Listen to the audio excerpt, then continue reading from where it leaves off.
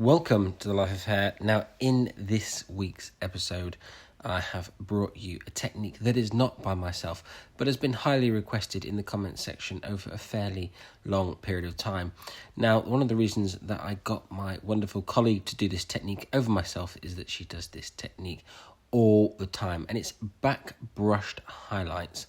Now, this is Amy, who you will have seen as a model in some of the videos. She has absolutely perfected this technique and does it a lot, so I thought no better person than to show you this technique, and you'll see the end result in just a few minutes time, and it is absolutely stunning. Now, I have worked with Amy for a very long time now, 7 years. She didn't colour hair at all when I first met her, and I slowly trained her and convinced her that colouring hair was a great way to go, and she's become an amazingly proficient hair colorist of her own accord. In terms of the actual technique, she separated the hair into 4 quadrants, which you'll recognise from most of the techniques that I've done. Highest point of the head to the back of the ear, and then split the front and the back away from each other, and then take a centre parting all the way down from the front middle of the nose all the way down to the centre back, giving you 4 clear areas to work on. Now,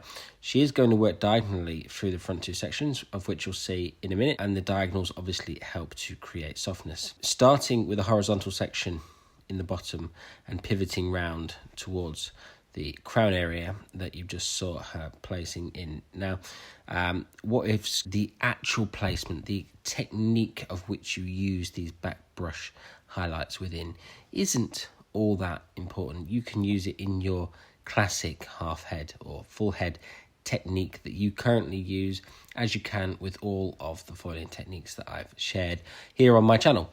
Now, one of the things that I will say about the way that Amy goes about this is, because she is using a diagonal, it is enhancing and creating more softness and more dimension within each of the sections.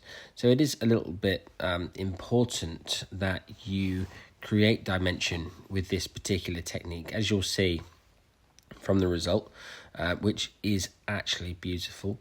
And in some of the sections, one of the things that I really want to emphasize, I'm going to talk about primarily in this video, because you are getting a very clear view of the actual back brushing technique itself, and I'm sure you can mimic this. One of the things that Amy does is that she does paint the product at different points on each section.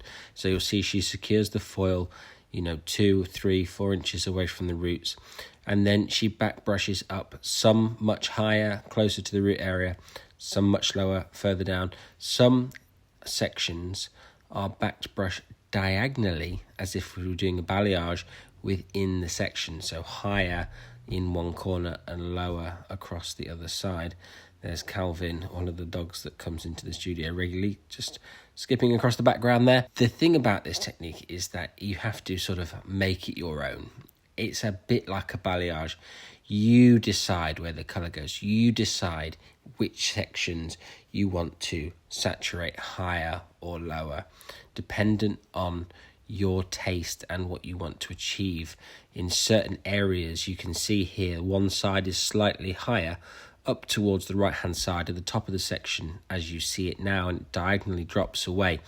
This is creating obviously more dimension, more softness, and more diffusion and confusion, as I like to call it. Now, Amy's going to work all the way up to the high point of the head here, which is going to look exactly as I would do a half head technique, but obviously within each of these sections there is a lot more interesting technique going on than a classic half head of highlights. I really think that this is a fantastic salon winner. Great for regrowth, great if you don't want to do freehand balayages, and especially if it's on darker bases. I've seen lots of people advertising dark base foliage courses on Instagram recently. Save your money, copy this one, make it your own, practice on a friend, do it on a mannequin head, and get using it on your clients, because it is a really superb technique. Now we can see all of the foils in here, and Amy is poised in the background to take the back ones out as she has finished the front, just to make sure that she doesn't over-process that back. But you can roughly see how Amy's gone in with the application here. It's the dimension at the root area here that you can see from this angle that really makes this technique actually amazing. Some of the points of light travel all the way up towards the parting, as you can see, and some pieces leave dimension, just dependent on which sections are which. Now, I don't think from the times that I've used this particular technique that you need to be particularly pedantic about where you place your highs and lows, because each person parts the hair in different places at different times. So providing when you're in the parting, you are consistent with making sure that you keep highs and lows within the hair, you will get a wonderful result. I hope you have a wonderful week. I look forward to catching you very soon for another episode of Life of Hair.